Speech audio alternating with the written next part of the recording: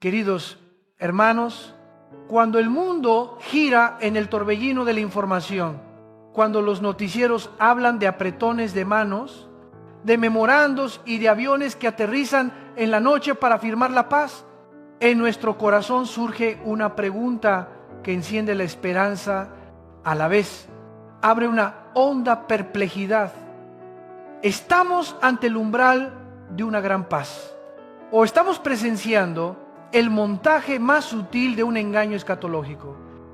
El creyente no está llamado a vivir de emociones ni entregarse al miedo. Estamos llamados a abrir la Escritura, a dejar que la palabra ilumine la historia, a permitir que el Espíritu Santo purifique nuestra intuición y a poner la razón al servicio de la fe. Hay momentos en que Dios nos obliga a mirar con detenimiento a una persona, no por el trono que ocupa, sino por la huella que imprime en el curso de los acontecimientos.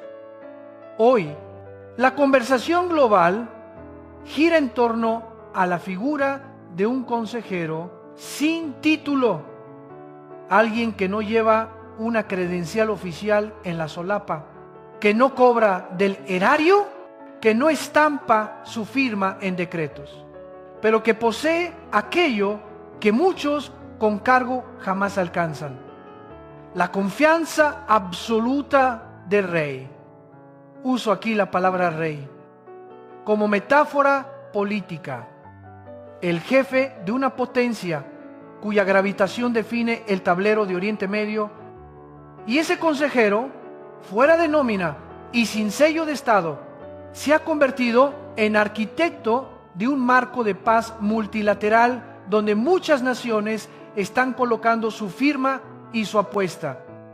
Hermanos, no venimos a exaltar a un hombre, venimos a examinar un patrón. Lo primero que la palabra nos invita a discernir es la dinámica del poder anónimo. La Biblia lo registra repetidas veces. Hay quienes están junto al trono sin ser reyes. No empuñan la espada, sino el plano. No se sientan en la litera real, pero sostienen el mapa estratégico. José no llevó corona, pero sus manos guardaron las llaves de los graneros de Egipto. Nehemías no fue monarca, pero levantó los muros de Jerusalén. Y también hubo intrigantes en la penumbra, sin nombre ante el público, que tejieron complots contra el pueblo santo. El poder sin título no es en sí mismo bueno o malo, es un instrumento. La cuestión es, ¿en manos de quién está y al servicio de qué propósito ante el Dios vivo? Oímos de un acuerdo multilateral en el que varias naciones árabes e Israel se sientan a la mesa, no para retroceder, sino para desactivar una bomba de rencores, abrir corredores económicos, establecer un andamiaje de seguridad regional. Políticamente es una proeza reunir piezas disonantes en un mismo mosaico, entretejer intereses de seguridad con prosperidad, mezclar el lenguaje de la reconciliación con compromisos concretos. Pero espiritualmente debemos preguntar, ¿qué lenguaje se está empleando? ¿Es solo diplomacia o algo más antiguo resuena? El lenguaje de un pacto. Detengámonos en 3 palabras: integración. Oriente Medio más amplio con muchos. Con esas palabras, un consejero sin título bosquejó su visión.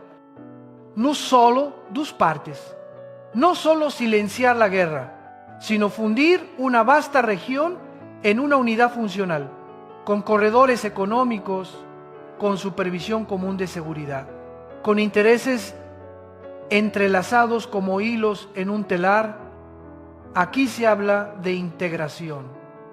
¿Y qué es integrar? Sino levantar un marco vinculante donde uno necesita del otro, donde se abren aduanas, donde las vallas retroceden para permitir el libre flujo de mercancías, trabajo e ideas. La palabra integración suena benigna, pero en el Antiguo Testamento los pactos entre pueblos venían con señales y cláusulas. El lenguaje diplomático toca el lenguaje teológico. Pacto. Algunos dirán, pastor, eso es demasiada sensibilidad, una lectura forzada. Yo respondo, el creyente no fuerza, compara. Ponemos la palabra de los hombres al lado de la palabra de Daniel y vemos si los motivos coinciden, porque la Escritura habló con una frase escueta y, sin embargo, transversal a la historia. Él hará firme un pacto con muchos por una semana. En la lengua antigua, el verbo hacer firme no significa crear de la nada. Significa añadir clavos, reforzar el puente ya tendido, convertir un marco difuso en una obligación efectiva. Dicho de otro modo, no crear ex nihilo, sino ampliar, consolidar, legalizar. Hermanos, mirad atrás en estos años, una cadena de normalizaciones, embajadas abiertas, aviones comerciales atravesando cielos antes cerrados. Se colocaron los primeros ladrillos y ahora se extiende encima un nuevo diseño con 20 puntos que se encajan. Los 5 primeros, alto el fuego, liberación de rehenes, garantías de seguridad son los ritos de cualquier tratado. Pero desde el 6º se habla de zonas industriales, de infraestructura, de corredores comerciales que conecten Gaza con puertas vecinas.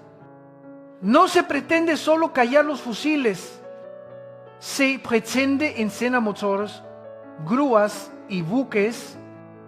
Luego aparece el marco de seguridad regional, no tropas extranjeras con cascos azules, sino las mismas naciones de la región custodiando.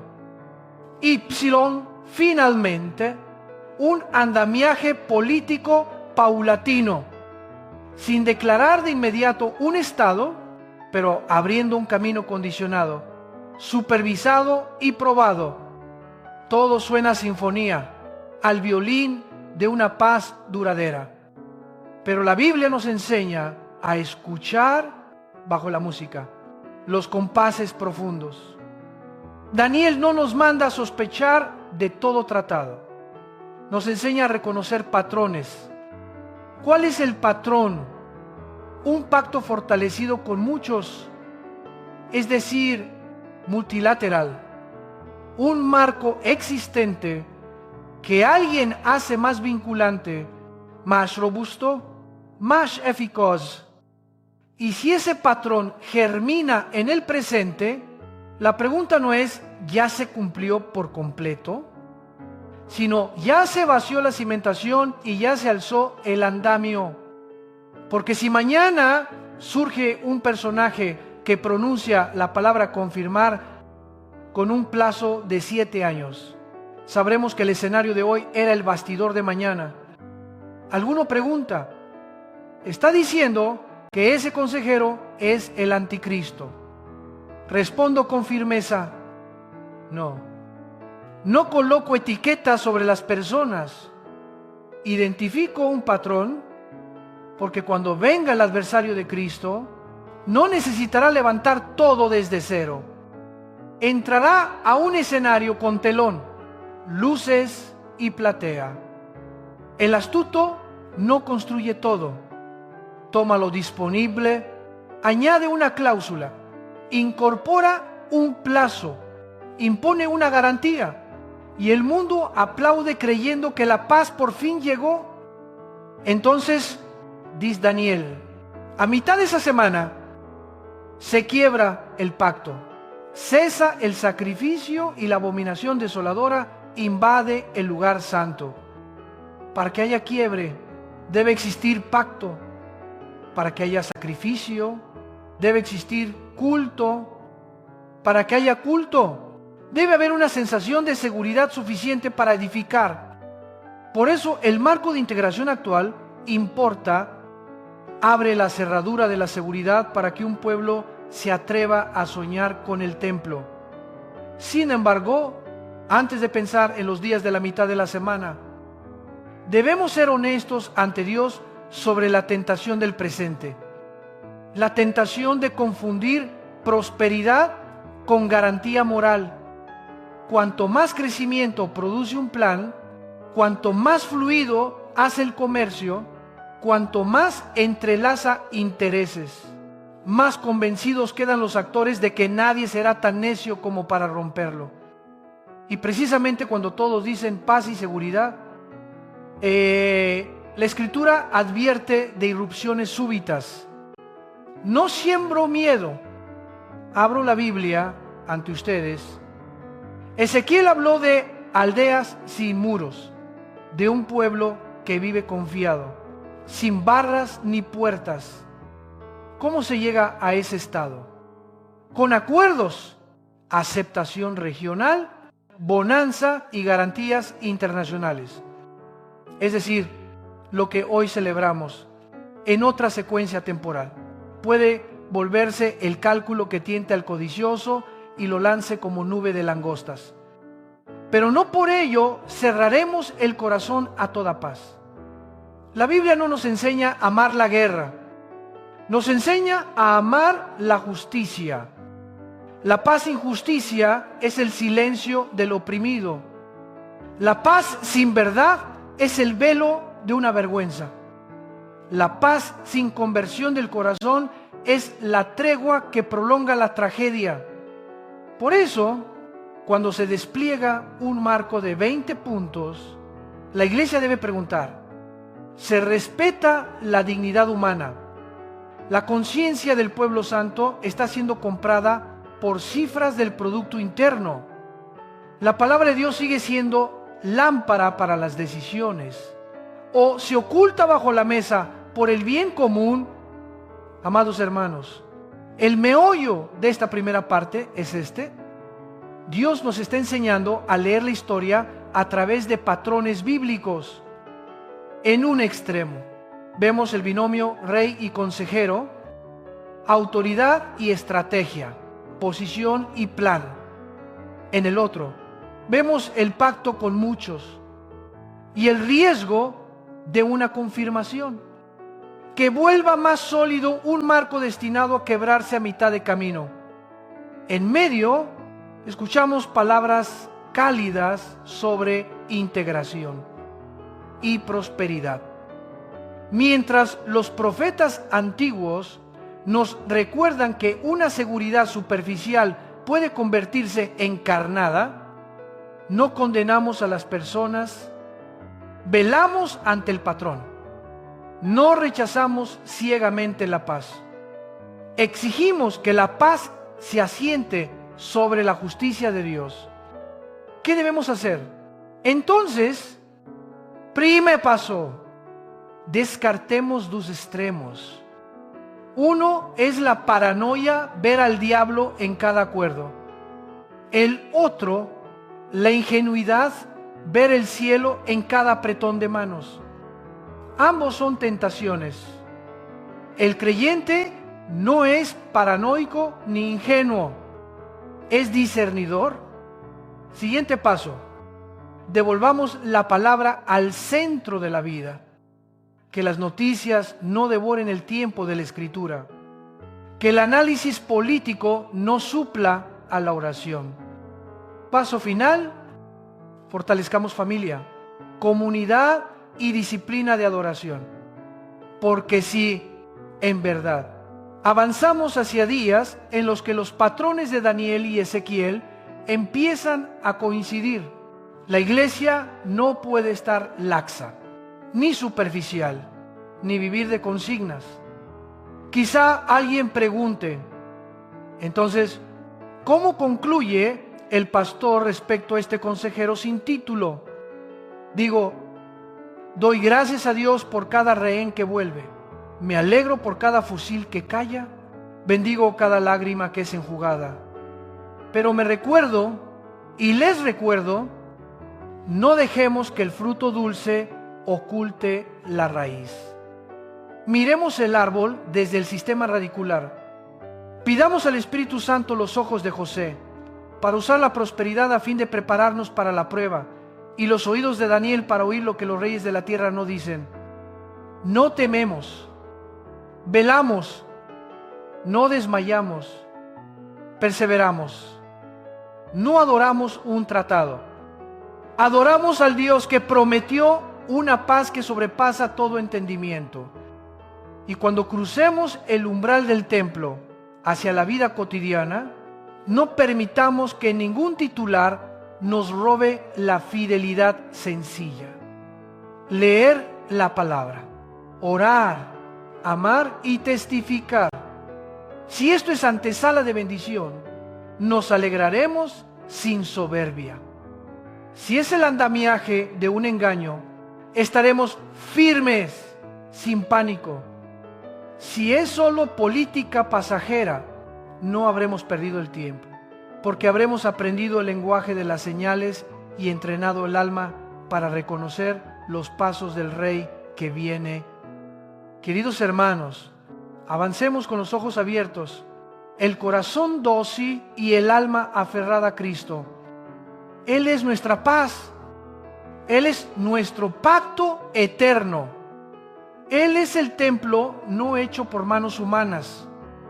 Y solo en Él toda paz del mundo haya sentido.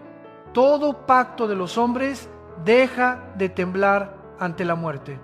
Y todo plan de poder se postra ante la cruz. Queridos hermanos, la antigua palabra del profeta Ezequiel resuena como viento que atraviesa callejuelas de muros derruidos. Subiré contra la tierra de ciudades sin murallas. Iré contra un pueblo que vive confiado, que habita seguro, todos ellos morando sin muros y sin barras ni puertas. Esa imagen no es un verso romántico, es una descripción estratégica de un estado psicológico social de seguridad de Israel justo antes de un acontecimiento súbito. Only el pueblo reposa, el sistema nervioso de la nación se relaja, las sirenas callan. El enemigo no ve muros, ni cerrojos, ni portones, es decir, no ve los signos de un ánimo sitiado. Nuestra pregunta es: ¿cómo puede un pueblo habituado a vivir con la guerra llegar a ese estado de reposo? ¿Y acaso el camino hacia ese reposo abre al mismo tiempo otra senda hacia ser atacados? En el plano político, la respuesta es evidente. Mediante tratados, aceptación regional, prosperidad económica y garantías internacionales. Cuando bajan los muros de la desconfianza, cuando los convoyes comerciales cruzan fronteras sin controles asfixiantes, cuando el capital entra en los parques industriales, cuando las fuerzas de paz no llevan un casco azul lejano, sino el uniforme de los países vecinos comprometidos, entonces la gente duerme más tranquila. Pero en el plano profético, Ezequiel dibuja una paradoja. Esa misma sensación de seguridad, no debilidad, seguridad, despierta en una coalición del norte la codicia de siempre para arrebatar botín y tomar presa. Porque cuando retrocede el muro, se abre el corazón. Cuando se abre la puerta, también se abren los ojos de los de afuera. La paz es un don y la paz es un examen. ¿Quién usa la paz para glorificar a Dios y quién la usa para contar ganancias? Recordad, un arquitecto de la paz habló alguna vez de la visión de reducir las barreras de seguridad conforme avanzaran la confianza y la integración económica.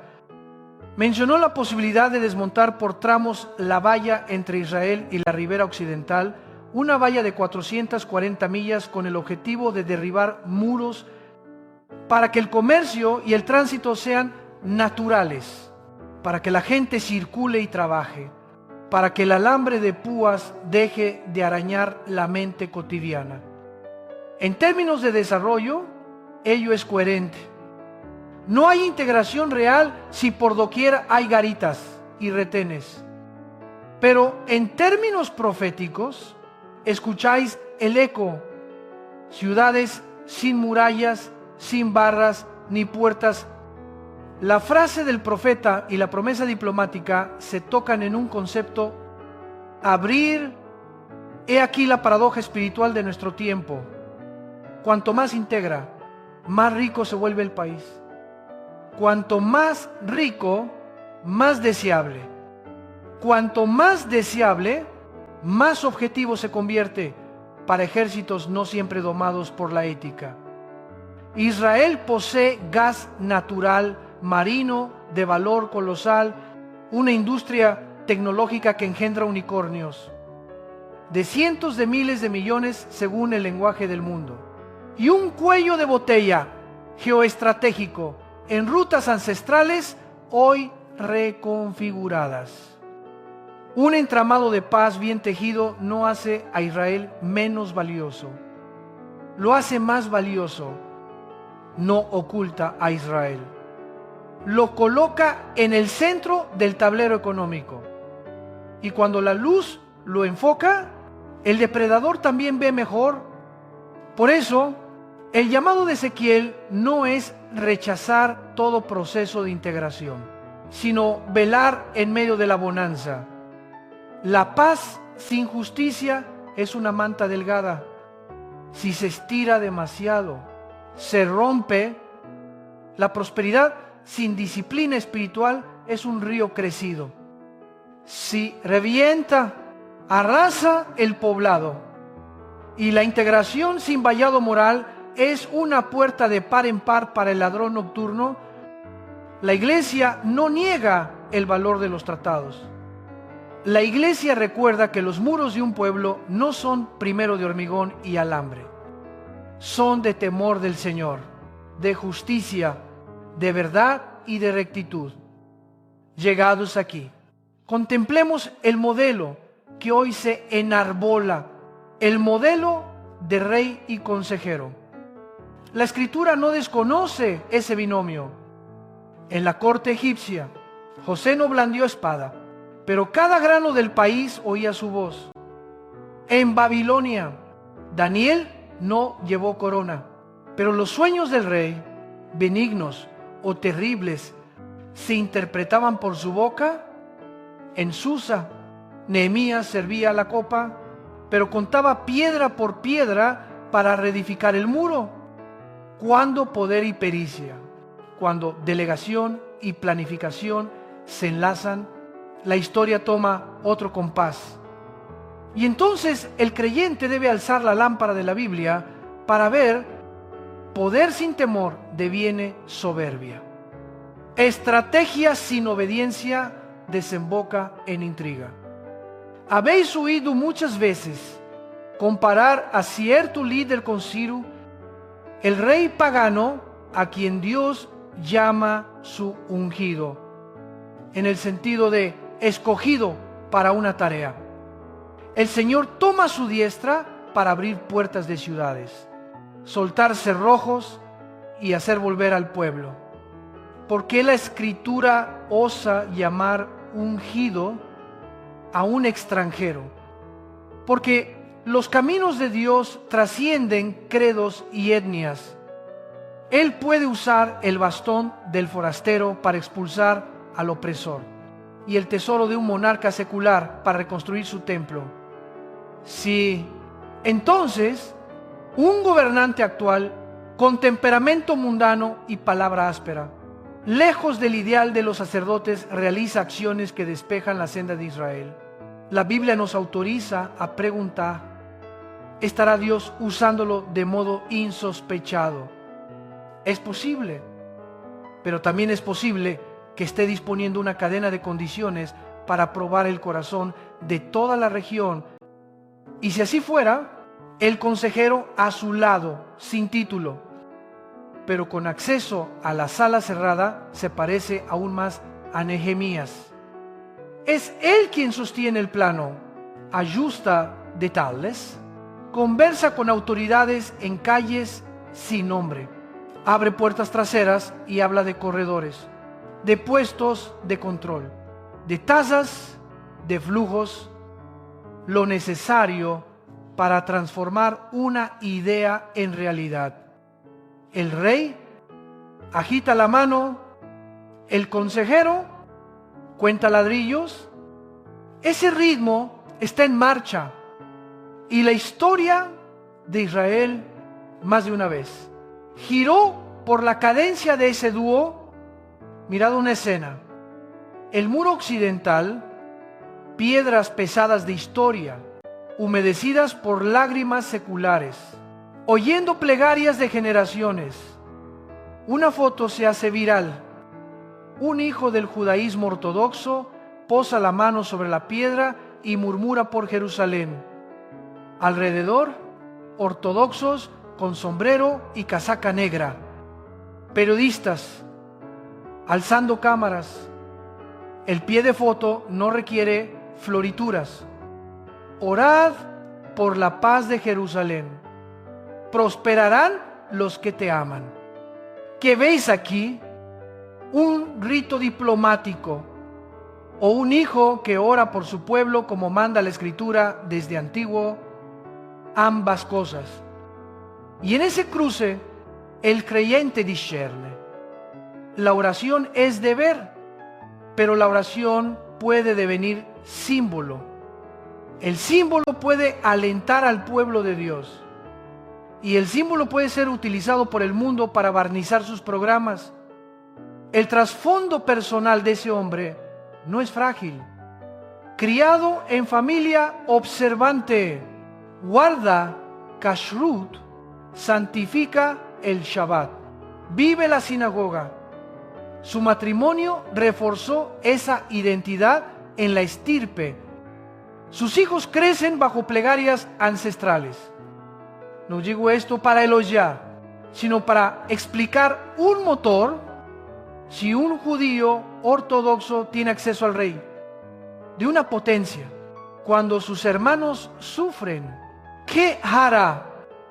Usará esa puerta, negociará hasta el límite, creará marcos de garantía, promoverá integración para la seguridad y la prosperidad de los suyos.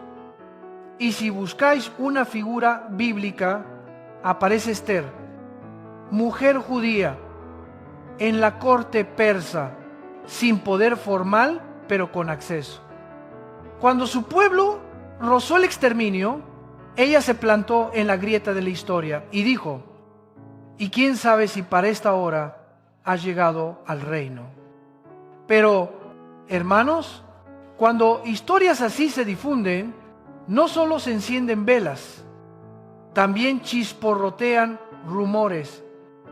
Algunos toman el número 666 de una placa de un rascacielos y lo pegan en la frente de un hombre como una etiqueta oscura.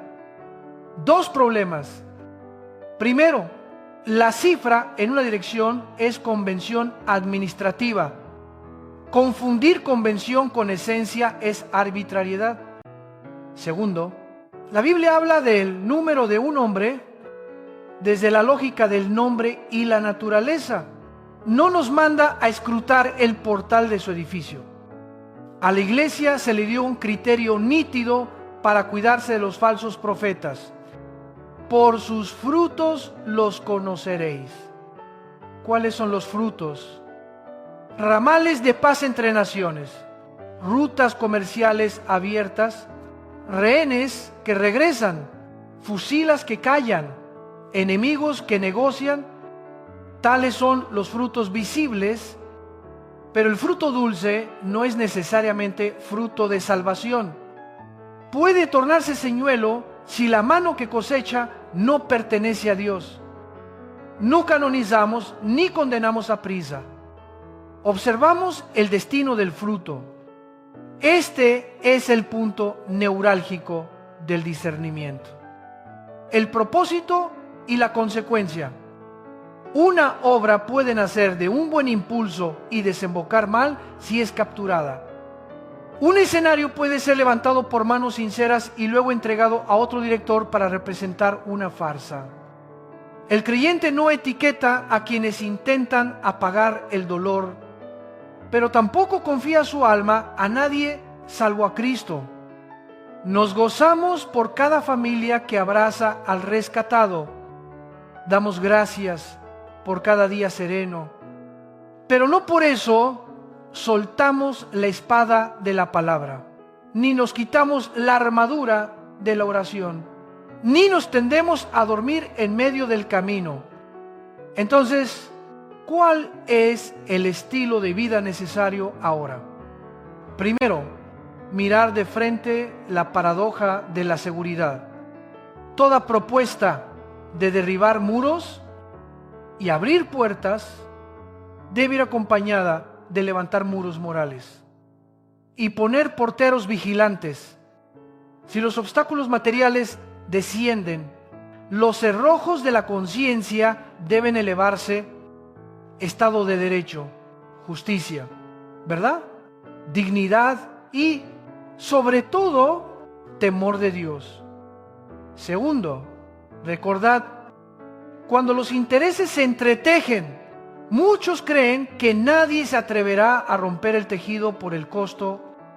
Es sofisma. La historia abunda en decisiones insensatas por soberbia o delirio de poder. Por tanto, jamás depositemos nuestra esperanza última en la racionalidad del mercado o la sabiduría intrínseca de la política. Nuestra esperanza está en aquel que tiene los corazones de los reyes en su mano como corrientes de agua y los inclina a donde quiere. Tercero, releamos el modelo rey consejero para ejercitar el discernimiento. Cuando José almacenó, no arrulló a Egipto. Les mandó reservar durante 7 años de abundancia para que 7 de hambre no los derribaran. Cuando Nehemías construyó, tomó la llana en una mano y la espada en la otra. Edificar y vigilar a la vez. Cuando Daniel fue promovido, siguió abriendo su ventana hacia Jerusalén 3 veces al día, a mayor poder, mayor culto. 3 escenas para la iglesia de hoy: almacenar palabra, edificar comunidad y velar en oración. La paz es una ocasión para construir y es un tiempo para adiestrar. No confundamos. Cuarto, hagamos blando el corazón ante los signos sagrados. La foto en el muro no es milagro, es invitación a orar. De modo que, en lugar de comentar, oremos de veras por Jerusalén, por los hijos de Abraham según la carne y por los hijos de Ismael, para que el campo de batalla sea pradera, para que las lágrimas se vuelvan lluvia temprana, para que la justicia abrace la paz como viejos amigos. Oremos por los gobernantes. Si Dios los usa como a Ciro, que sean guardados de la soberbia. Si se parecen a Nabucodonosor, que despierten pronto de su locura en la hierba. Si son como Artajerjes, que sus cartas sirvan para levantar muros de justicia. Quinto, no permitamos que conspiraciones baratas nos roben el tiempo debido a la disciplina espiritual. El enemigo del alma no solo asusta, también nos mantiene ocupados en tramas sombrías para que no miremos la luz de la palabra. En vez de contar dígitos en letreros, contemos horas de rodillas. En vez de suponer, releamos los capítulos que ya anunciaron el patrón. En vez de soltarnos en corrientes de noticias, echemos ancla en las promesas. El maduro en la fe no es el que sabe muchos secretos, es el que guarda el único secreto: fidelidad. Por último, amados, recuerdo la medida que dio Jesús. Guardaos de los falsos profetas, por sus frutos los conoceréis. El fruto actual huele a paz, sabe a esperanza y luce prosperidad. Gracias a Dios. Pero pongamos ese fruto bajo la luz de la Escritura y dejemos que el tiempo exponga su semilla. Si es fruto de un tiempo de avivamiento que el Señor concede, madurará en justicia, misericordia, humildad y conversión. Si es fruto de una cosecha adulterada por engaño, se pudrirá a media estación. Esperamos con perseverancia, sin amargura, sin fanatismo, sin sueño. Por consiguiente, nuestra postura en medio de promesas de derribo de muros, de nuevos corredores comerciales y de firmas multilaterales es esta: amar la justicia, buscar la verdad, guardar la piedad, edificar familias santas, fortalecer comunidades disciplinadas y estar listos para dar razón de la esperanza que hay en nosotros.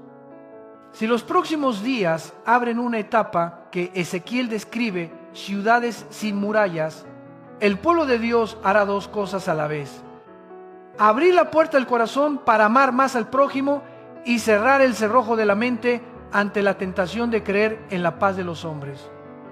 Como fin último, nuestro único fin es una persona, Jesucristo, nuestra paz. Queridos hermanos, continuemos profundizando. Si el patrón de vivir confiados, sin murallas, es fruto de la integración, ¿a dónde conducirá la historia el patrón de rey y consejero? Las alusiones a Ciro, las imágenes de oración ante el muro, los relatos de identidad judía ortodoxa, las burlas que pegan, números sombríos, todo es envoltorio si no hay un corazón espiritual que pregunte: ¿cuál es el propósito de Dios en todo esto? La respuesta no vendrá de las redes, vendrá del lugar secreto, la habitación de oración, el altar familiar, la asamblea de adoración y la página bíblica humedecida. Allí el Señor nos enseña a mirar frutos y esperar estaciones, a caminar a su ritmo en lugar de correr tras los reflectores del mundo. Ahora, la palabra nos invita a oír más. Hola. Si ya hemos reconocido el patrón y mantenido el equilibrio entre el gozo por la paz y la sobriedad ante el engaño, debemos también aprender a colocar señales para vigilar dentro de la oración. No cazamos señales como cazadores, guardamos señales como atalayas. Cuando suba a escena un actor nuevo y hable de confirmar un marco por 7 años, cuando en tierras musulmanas surjan testimonios de conversión a Cristo, cuando Jerusalén tenga movimientos de preparación cultural, cuando el norte se agite, cuando el relevo del poder se vuelva candente, no entraremos en pánico. Registraremos en oración, cotejaremos con la palabra y afianzaremos la vida santa. Y si alguien pregunta: ¿cómo vivo esto en un día laboral? Respondo: empieza con lo pequeño. Cada día, un pasaje bíblico con propósito no de pasada. Cada día, 15 minutos de oración con lista no difusa. Cada semana, una cena familiar sin teléfonos para escucharnos y escuchar a Dios. Cada domingo, culto con la iglesia para mantener la formación. Cada mes, una obra concreta de caridad para que el corazón no se endurezca por las noticias. Cuando venga la tempestad, la casa fundada sobre la roca permanecerá. Y esa roca no es un tratado humano, sino la palabra viva. Amados hermanos, el siguiente tramo del mensaje abrirá hipótesis y caminos de interpretación. ¿Es este un verdadero don, o un escenario para un engaño, o simple política secular? Pero antes de cruzar ese umbral, grabad esto: aunque el mundo construya puentes, derribe muros y abra puertas, solo hay una puerta que conduce a la vida: Jesucristo.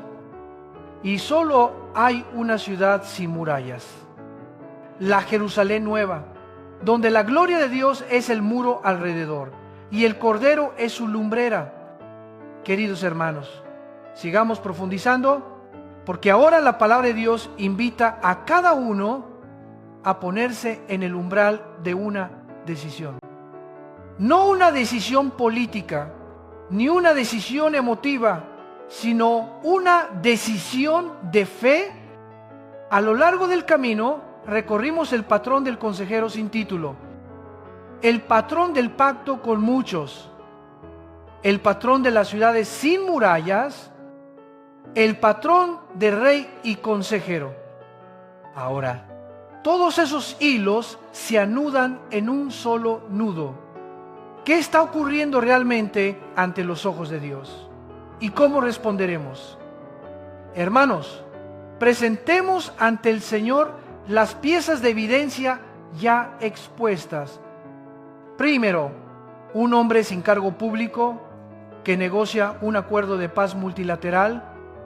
Segundo, el lenguaje de integrar a Israel con un Oriente Medio más amplio que resuena con el pacto con muchos. Tercero, una arquitectura que empezó con normalizaciones previas y ahora despliega un diseño de 20 puntos, suficiente para que un poderoso Mash Odelonte lo confirme como marco de 7 años según el patrón profético. Cuarto, la visión de reducir barreras y abrir puertas económicas que calza con la condición de vivir confiados, sin murallas, descrita por Ezequiel antes de la tempestad.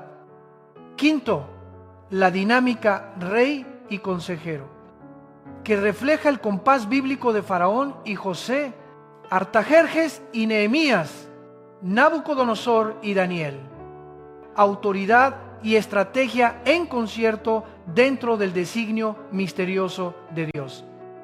Sexto, la identidad judía ortodoxa junto con la puerta de influencia que evoca el patrón de Esther para un tiempo como este.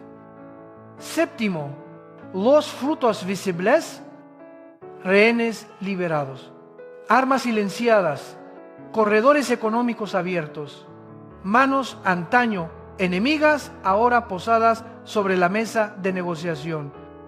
Al colocar estas 7 piezas en la misma mesa, muchos corazones tiemblan entre 2 orillas, la de la esperanza y la de la sospecha. Por eso hablo con franqueza, humildad y firmeza. Hay 3 interpretaciones que debéis enfrentar, como 3 sendas ante esta encrucijada sagrada. Primera senda: esto es la preparación de una bendición verdadera. Un gobernante secular, como Ciro de antaño, no necesariamente impecable en virtud, pero cuya diestra es tomada por Dios para abrir puertas, soltar cerrojos y permitir que el pueblo santo respire a su lado. Un Nehemías de nuestra era se levanta no con trono sino con plano, no con celo sino con proyecto, no con transmisión en vivo sino con horas de trastienda interrogando cláusulas. En esta lectura, la calzada entre los pueblos anunciada por los profetas de bendición si despeja palmo a palmo, y un despertar espiritual seguirá al cimiento político. Se siembra con treguas y se cosecha conversión. Se vierte concreto en corredores económicos y se erigen templos en los corazones. Segunda senda. Esto es el montaje involuntario de un gran engaño. Las manos afanosas de hoy no son demonios. Desean sinceramente la paz. Pero las vigas que ensamblan y los andamios que levantan serán el escenario de otro actor. Ese personaje, líder carismático, dirá: permitidme confirmar este marco. Dadle 7 años para probar su eficacia. Poned vuestra seguridad en mis manos. El mundo aplaudirá, Israel suspirará y la iglesia será tentada a colgar la espada de la oración. Entonces, a mitad del plazo, una cuchillada quebrará el pacto. Cesará el sacrificio. La abominación desoladora profanará lo santo. En esta lectura, lo presente es montaje, luces y telones. La obra real la dirigirá el anticristo. Tercera senda. Esto es solo política terrenal, el pulso cotidiano de la diplomacia, la partida de intereses. Según esta visión, conviene bajar la temperatura, dejar de ver patrones en todo y admitir que a veces la humanidad logra cosas menos malas. La paz puede sostenerse o romperse, pero sin relación con Daniel o Ezequiel. Todo sería coincidencia. Amados, no escogeré en vuestro lugar. Solo pongo una lámpara en vuestras manos y señalo mojones para velar. Si queréis saber qué sigue, grabad en el corazón 5 señales a vigilar, como 5 estrellas en la noche. Primera señal: emerge un líder que use el lenguaje de confirmar o fortalecer el marco multilateral y lo ate a un plazo concreto de 7 años. Sí, abrid el libro de Daniel, arrodillaos y guardad silencio ante Dios, porque la historia cambia de marcha. Segunda señal: ocurre un despertar espiritual en tierras antes resistentes al Evangelio. Surgen testimonios robustos de pueblos antaño adversos que ahora adoran al Rey de Reyes. Sí, dad gloria a Dios. La senda de la bendición se abre y la lámpara profética de paz entre naciones brilla. Tercera señal: Israel inicia preparativos cultuales. No rumores huecos, sino indicadores ponderables. Utensilios, formación sacerdotal. Deliberaciones públicas sobre espacio sagrado. Sí, temblad con firmeza. Otro guión también se arma. Cuarta señal: se agita el cielo del norte. La alianza anunciada se remueve. Movimientos militares, amenazas, maniobras, convocatorias de aliados, riman con el oráculo antiguo. Sí, no entréis en pánico. Añadid horas de oración. Quinta señal: ¿cómo se mueve la sucesión del poder en los próximos años? ¿Quién podría salir a afirmar esa confirmación? Si aparece tal silueta, la iglesia debe estar alerta como centinela y mansa como paloma, ni fascinada por el carisma, ni paralizada por el miedo.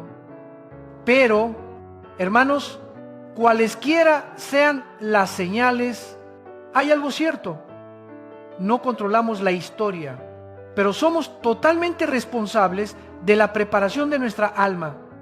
Si esto es preludio de tribulación, el reloj corre.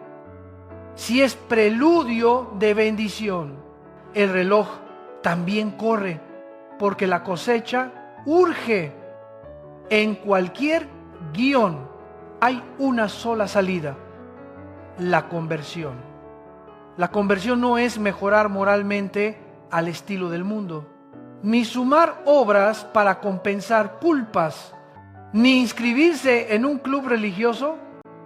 La conversión es el viraje del alma, darle la espalda al yo y volver el rostro a Jesucristo, quien murió por nuestros pecados y resucitó para abrirnos un camino a través de la tumba. La promesa de Dios es sencilla y grandiosa. Quien confía de corazón en el Señor y con su boca le confiesa como Señor, ese es salvo, no por méritos, ni por logros, ni por haber firmado tratados o hecho caridades, sino por fe, por entrega, por amparo en la gracia. Así que hoy, si nunca has rendido tu alma al Redentor, no demores. Si estos acontecimientos son preludio de dolor, el tiempo es breve. Si son preludio de bendición, el tiempo también es breve, porque las grandes bendiciones traen grandes misiones. Regresa a Dios ahora mismo, en tu cuarto o en medio de la congregación, en el banco del templo o del autobús, en susurro o en voz alta: Señor Jesús, yo te pertenezco. Hermanos amados, a las almas indecisas entre las tres sendas les digo: no pongáis vuestra alma en la balanza de los comentaristas.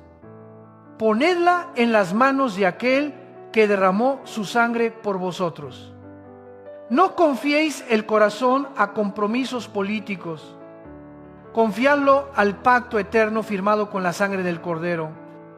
No esperéis en los muros de los hombres. Refugiaos en la fortaleza de la salvación, el nombre del Señor. Desde hoy, vivamos como atalayas, una mano en la lámpara de la palabra y la otra en la trompeta de la oración. Cada día leamos la palabra, no para saber noticias, sino para encender el corazón. Cada día oremos no para actualizar la coyuntura, sino para actualizar la fe.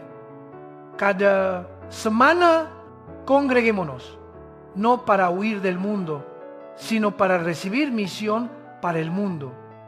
Cada mes, una obra concreta de caridad, para que el corazón no se endurezca en el desierto informativo. Edificar la casa sobre la roca, porque soplarán vientos, lloverán torrentes y bramarán riadas. Y esa roca no es un pacto humano, sino Cristo. Amados, si preguntáis: Pastor, ¿con cuál interpretación se queda usted? Respondo: me quedo con la postura del discípulo. Creo que Dios actúa en la historia, tomo en serio los patrones bíblicos.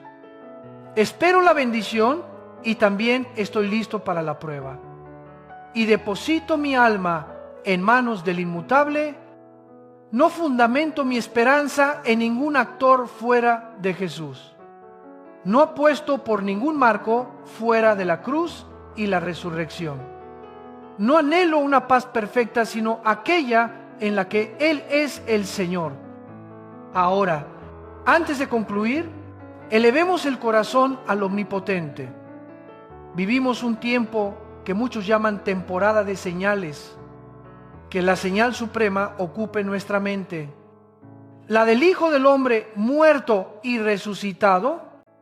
Que la sonrisa de los rescatados de hoy no nos duerma para mañana, y que el viento amenazante de mañana no nos robe el canto de gratitud de hoy.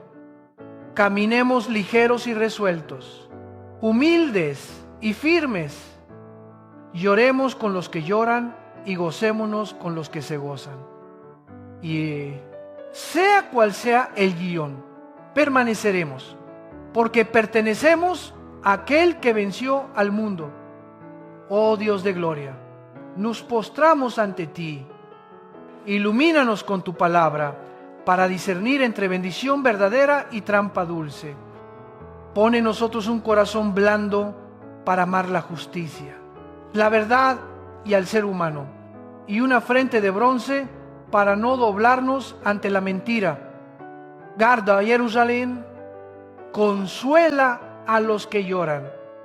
Somete a los gobernantes a la sabiduría de lo alto.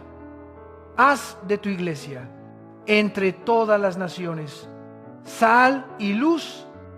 Cuando llegue la paz, edifiquemos. Cuando arrecie la tormenta, velémonos. Y sobre todo, que nuestra boca no cese de confesar que Jesús es el Señor, para que muchos sean salvos. Lo pedimos en el nombre de Jesucristo, nuestro Señor.